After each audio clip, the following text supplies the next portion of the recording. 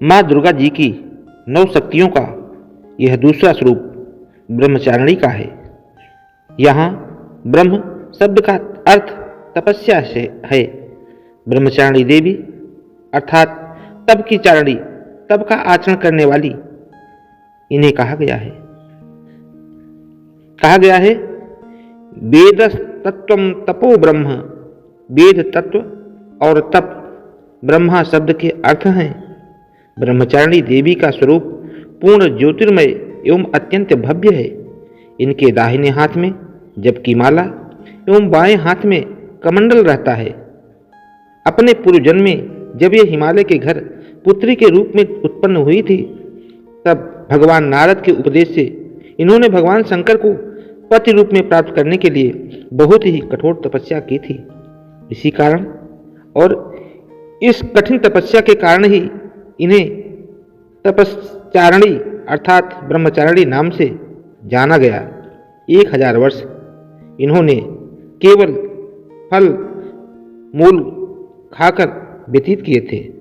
100 वर्षों तक केवल शाक पर निर्वाह किया था।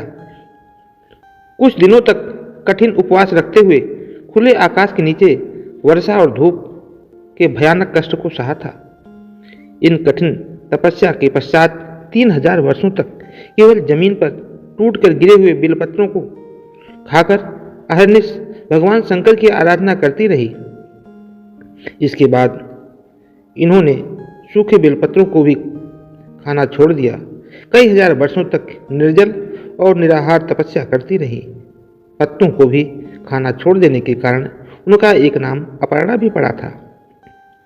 कई हजार वर्षों की इन कठिन तपस्या के कारण माता ब्रह्मचारिणी देवी का वह पूर्व जन्म का शरीर एकदम क्षीण हो उठा। वह अत्यंत ही कृशकाय हो गई थी। उनकी यह दशा देखकर उनकी माता मैना अत्यंत दुखित हो उठी। उन्होंने उन्हें उस कठिन तपस्या से विरत करने के लिए कई बार आवाज लगाई, उमा, अरे नहीं, ओ नहीं। तब से देवी ब्रह्मचारिणी का पूर्व जन्म का एक नाम उमा भी पड़ गया था। उनकी इस तपस्या से तीनों लोकों में हाहाकार मच गया। देवता, ऋषि, सिद्धगण, मुनि सभी ब्रह्मचारिणी देवी की इस तपस्या को अभूतपूर्व पुण्यकृत बताते हुए उनकी सराहना करने लगे। अंत में पितामह ब्रह्मा जी ने आकाशवाणी के द्वारा उन्हें संबोधित करते हुए प्रसन्न स्वरों में कहा था, हे देवी, आज तक किसी ने भी इस तरह से कठोर तपस्या नहीं की थी। ऐसी तपस्या केवल आपके द्वारा ही संभव है, जिसे आपने किया है। तुम्हारे इस अलौकिक कृत्य की चारों तरफ सराहना हो रही है। हे माता, तुम्हारी मनोकामना सर्वतोभावेन अवश्य पूर्ण होगी। भगवान चंद्रमौली शिव जी तुम्हें पति रूप में अवश्य प्राप्त होंगे। अब तुम तपस्या से विरत होकर घर लौट आओ। शीघ्र ही तुम्हारे पिता तुम्हें बुलाने आ रहे हैं। माँ दुर्गा जी का यह दूसरा स्वरूप भक्तों और सिद्धों को अनंत फल देने वाला है।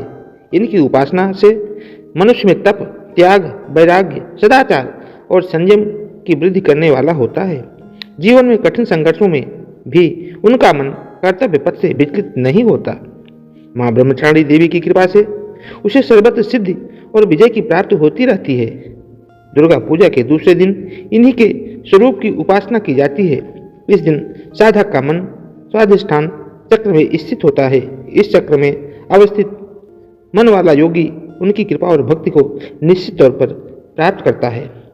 बोलिए ब्रह्मचारिणी माता की जय।